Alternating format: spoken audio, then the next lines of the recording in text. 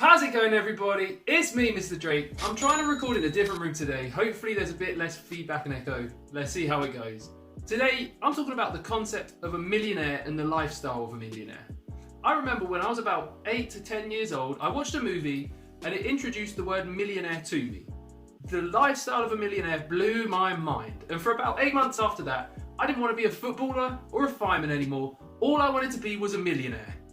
At that age, I hadn't realised that being a millionaire couldn't be a job. It was more the end result that I wanted to achieve from a job. I'm also going to point out that at this point, I'm using the word millionaire literally. So that's anybody with more than £1 million, dollars, or any other currency in value to their name.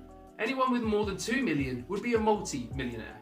And I'm also not saying that £1 million isn't a lot of money. It is, and if efficiently managed, it can change a family's life forever.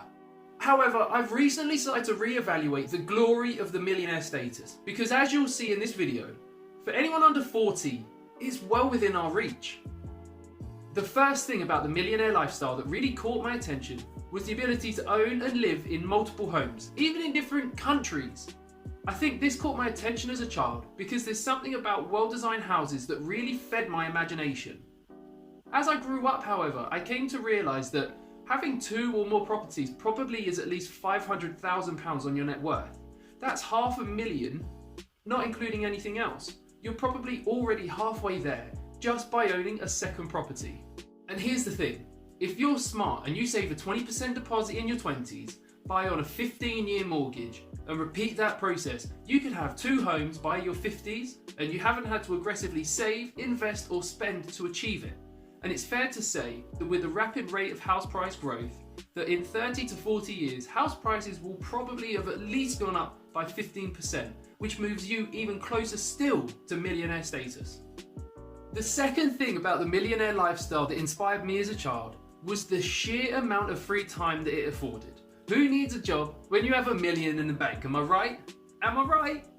This is still hypothetically the case, but only if you're a millionaire in cash and cash-paying equities. So for example, if you had £1 million between a bank account and stocks, you can use the profits generated by that money to live on. Using the 4% rule would mean as a millionaire, you would have a completely passive income of £40,000 a year to live on. Now for most people, that is a doubling of their current income, so you can sign me up for that. But as I said before, your home is part of your net worth, as well as your cars, your gadgets, your jewellery, etc. So if you owned a £250,000 home, that means that your cash and equities would be about £750,000. Using the 4% rule, that is a yearly income of £30,000. And if you wanted to live that 2-house lifestyle, that means that you have £500,000 in property and £500,000 in cash and equities. So that will give you a yearly income of about £20,000. The reason that I use the 4% rule is it allows your cash and equities to rise in value roughly in line with inflation. So this means that your income will increase every year, but so will the cost of everything around you. The main reason that I no longer think the millionaire status is so impressive is because anybody entering the workforce now could realistically achieve it. This never used to be the case. So let's have a quick look back in time. It's 1948. Sir Andrew Lloyd Webber had just been born, the NHS opened its doors for the first time, and most importantly, the world was introduced to the minty donut. Oh, and salaries were £8 a week. Over the years, wages have risen, so if you were 16 in 1948 and you worked a 50-year career, you would have earned roughly £350,000 in today's money through that 50-year career. Now, if we were to assume that the same wage progression continues for the next 50 years as the last 50 years, it's roughly estimated that average wages will be about £87,000 in 2069. So if we took the average wage today and the potential average wage 50 years from now, and we found the mean average income and multiplied it by 50, somebody starting their career today, working for 50 years, could potentially earn £2.8 million over the next 50 years. This isn't a prediction. I'm not guaranteeing that in 50 years incomes will be £87,000 or £85,000. This is based on the maths using the previous 50 years and using it to the future. We had a lot of technological and economical advancements in the last 50 years, which may not be replicated in the future. This is just an example to show how it's almost inevitable that somebody beginning their career now at about the age of 16 to 20 is almost guaranteed to earn at least £1 million in their career. In 1948, based on Old English money, it would have taken over 1,000 years to earn £1 million. In 1980, based on the average yearly wage, it would have taken over 150 years to become a millionaire. In 2019, it would take about 37 years based on the current average yearly income to become a millionaire. If you and your partner are earning the same average income, it would take you about 19 years to become a millionaire between you. It is almost inevitable that if people are saving 5 to 10% and actively purchasing a home through a mortgage, that they're going to become millionaires.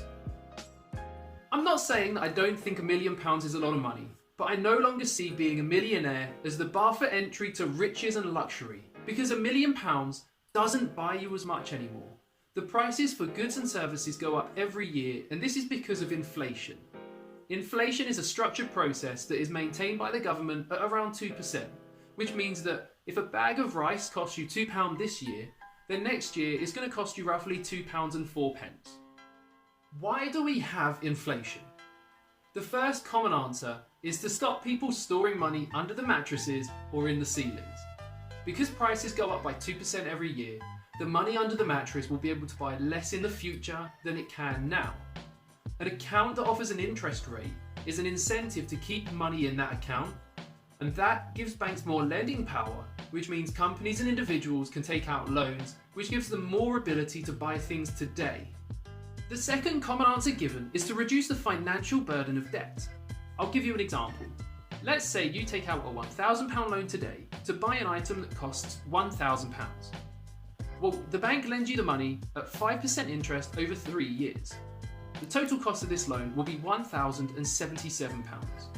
When you account for the increase in inflation each year, you only actually pay 3% interest. The reason for this is because if you were to save that money up for 3 years, when you came to buy it 3 years later, the item would cost £1,061. This means there's only a £16 difference between having reduced buying power in the future and the interest that you paid on the loan. Governments use this on a much larger scale with their billions of pounds worth of debt, and it helps them to soften their financial debt burden by up to tens of millions of pounds. In the past, I've heard people blame inflation for them struggling to make ends meet, because after all, prices keep going up. But it's also inflation that drives up our wages. Because if you could imagine we'd stayed at the £6,000 a year annual income in 1980, and prices had continued to go up as they have, we would struggle to last a couple of days on a monthly wage now. The problem is when your wages don't increase at the same rate as inflation. Have a think back to how much you were earning 2 years ago. Are you earning and increasing at the same rate as inflation? Or are things getting more expensive and you're earning the same each year? That is where you need to focus your attention, because if things are going up by 2% a year and you're going up by 0.5% per year, or no percent for 5 years and then a 5% jump, that works out at less than 1% per year when you compound it over time. So make sure that your wage is going up in line with inflation, because otherwise you are losing buying power. And on that bombshell, that's the end of today's video. I hope you found it insightful and useful, and maybe you learned something new from it. If you've got any questions or comments about today's video or the channel in general, let me know, give me both barrels, because I want to improve my content and my channel for you. In the next video, I'm going to talk about how I grew my net worth by £10,000 in 10 months working as a part-time manual labourer. So to check that out, that's going to be next Wednesday, and it's going to go up around 5 o'clock as always. Until then, stay cash flow strong, turn your wages into wealth, and I'll see you next time. All the best, guys. Have a wonderful week.